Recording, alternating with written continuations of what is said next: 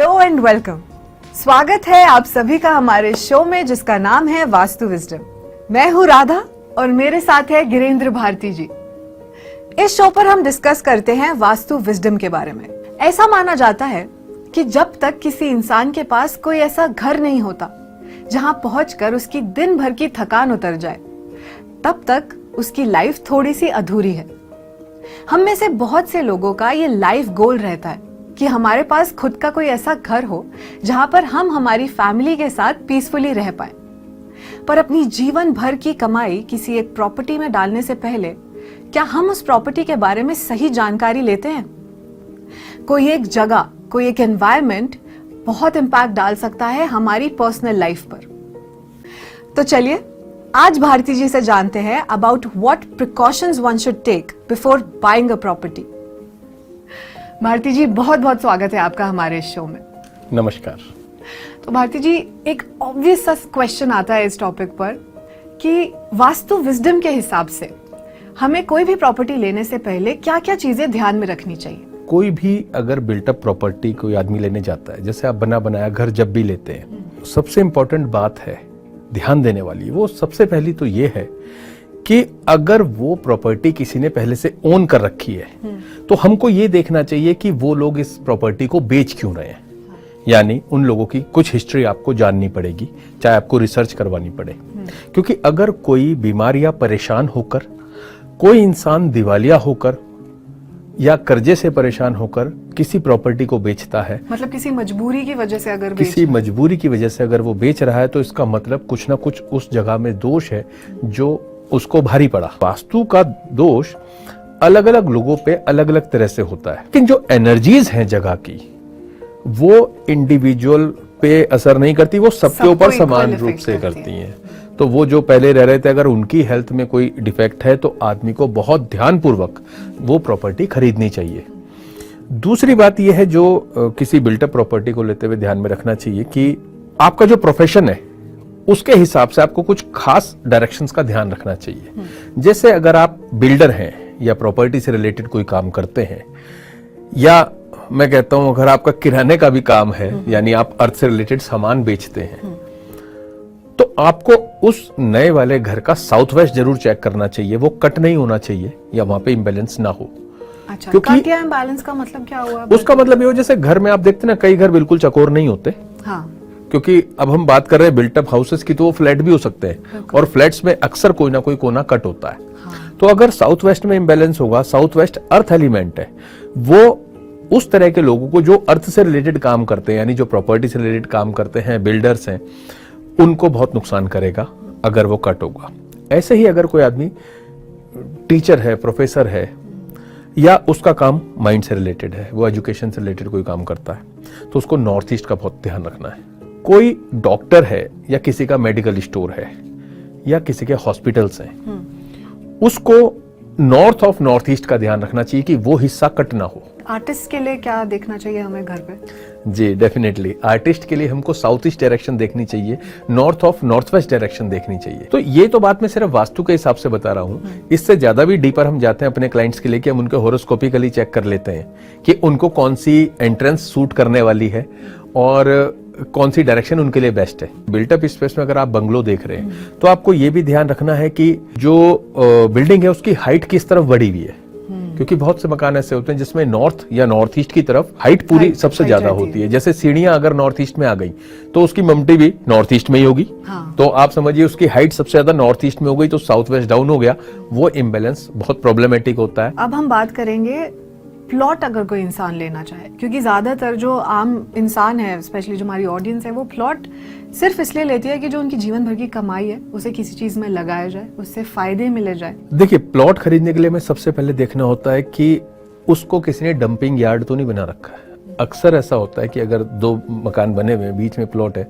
तो आप देखेंगे उन दोनों का कूड़ा उसमें ही पड़ा हुआ होता है। तो उससे क्या होता है कि उस जगह की एनर्जीज बहुत खराब होती हैं। नंबर 2 बात हम किसी भी प्लॉट में जो चेक करते हैं वो है एंट्रेंस।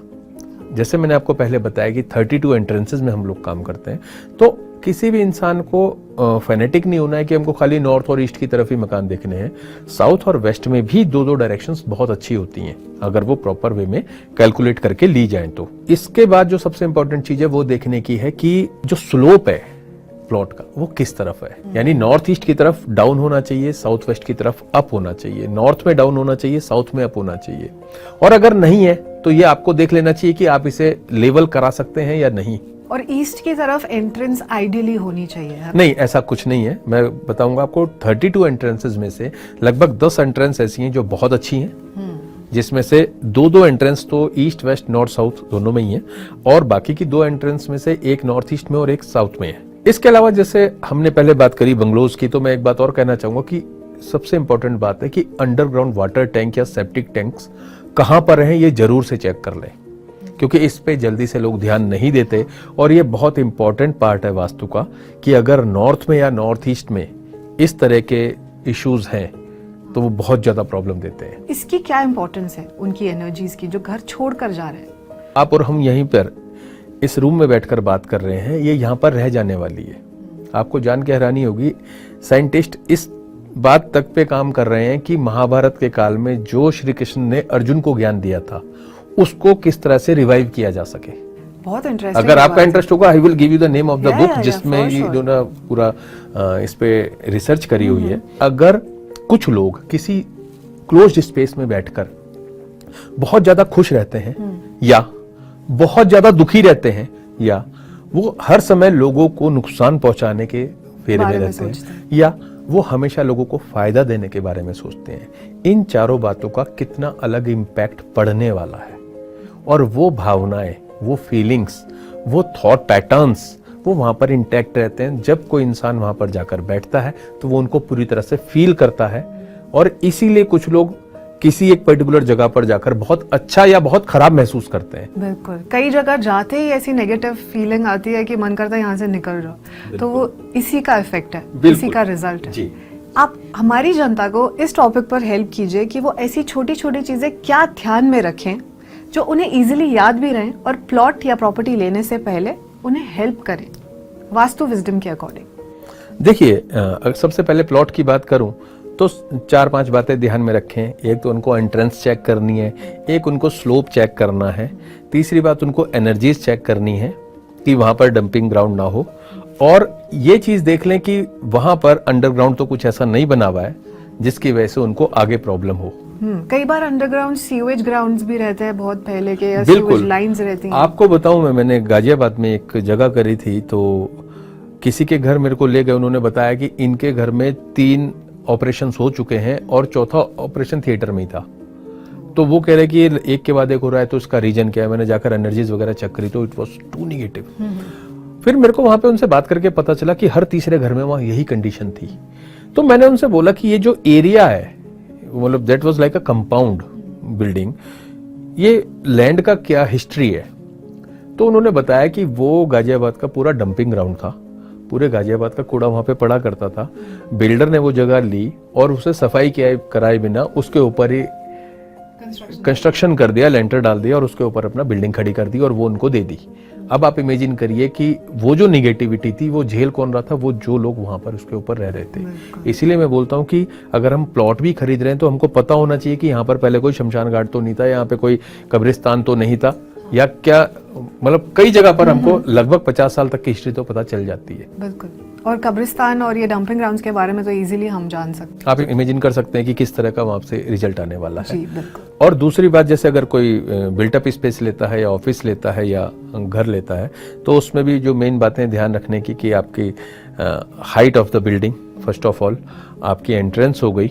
और इसमें 3 बातें ध्यान रख सकते हैं कि नॉर्थ ईस्ट, ब्रह्मिस्थान और साउथ वेस्ट, सिर्फ 3 चीजों को ध्यान से देख लें कि ये एरियाज अगर क्लियर हैं, इनमें कोई ज्यादा इम्बैलेंस या करप्शन नहीं है, तो वो उस प्रॉपर्टी को ले ले, क्योंकि बाकी चीजें रेक्टिफाई बहुत आराम से हो जाती हैं, इसमें थोड़ा सा इश्यूज लगते हैं। बिल्कुल। भारती जी, ब्रह्म स्थान क्या होता है? ब्रह्म स्थान is like the centre of the plot और द बिल्डिंग। जो भी बिल्टअप स्पेस है उसका जो बिल्कुल बीच का हिस्सा होता है उसको ब्रह्म स्थान बोला जाता है। अच्छा, centre of the building. Yes, तो वो हिस्से में भी टॉयलेट नहीं होना चाहिए, वो हिस्सा उठावा नहीं होना चाहिए, वहां डिप्रेशन नहीं होना चाहिए, वहां पिलर्स नहीं होने चाहिए, वॉल्स नहीं आनी चाहिए, सम ऑफ द थिंग्स आदमी को चेक करने चाहिए। और जैसे नॉर्थ ईस्ट को मैं खास तौर पर इसलिए बोलता हूं क्योंकि जैसे किसी कंप्यूटर का सीपीयू अगर खराब हो जाए तो उसमें कुछ बचेगा। हाँ। ऐसे ही अगर हमारे माइंड में प्रॉब्लम आ जाए तो एवरीथिंग फिनिश्ड। तो हमारे माइंड को गवर्न करने वाली जो ताकत है वो नॉर्थ ईस्ट से गवर्न होती है। इसलिए किसी का नॉर्थ ईस्ट अगर खराब हो जाए तो उसके सारे डिसीजन खराब होते हैं, जिसकी वजह से उसकी लाइफ ही खराब हो जाती है। तो हमें कोई भी नया घर या जगह लेते हुए नॉर्थ ईस्ट का स्पेशली ख्याल रख लेना चाहिए, along with Brahmasthan and south west. तो भी आपके बहुत सारे दोष उसमें खत्म हो जाते हैं। जी भारती जी, थैंक यू सो मच। इतनी छोटी छोटी पर इतनी इंपॉर्टेंट बातें आपने हमारी ऑडियंस को बताई। आई एम वेरी श्योर कि कोई प्रॉपर्टी लेने से पहले वो ये बातें दिमाग में रख सकते हैं और पहले से ही आने वाली मुसीबतों से निजात पा सकते हैं। आई एम श्योर उन्हें ये हेल्प करेंगी। हमारी ये बातें भारती जी के साथ चलती ही रहेंगी। आगे आने वाले एपिसोड्स में हम ऐसे बहुत से टॉपिक्स कवर करने वाले हैं। इसके साथ साथ मैं हमारी ऑडियंस को एक बार फिर से याद दिला दूं कि अगर आप भारती जी से कुछ भी पूछना चाहते हैं या आपके मन में कोई भी सवाल आए तो आप कांटेक्ट कर सकते हैं। कांटेक्ट की सारी डिटेल्स इस वक्त आपकी स्क्रीन पर हैं।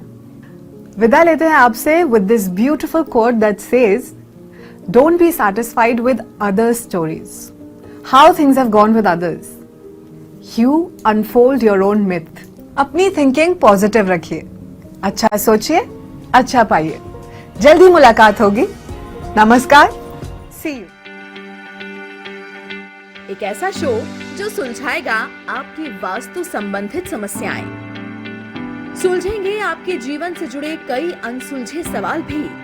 मिलिए मशहूर वास्तुकार और वास्तु विजडम रचयिता गिरेंद्र भारती जी से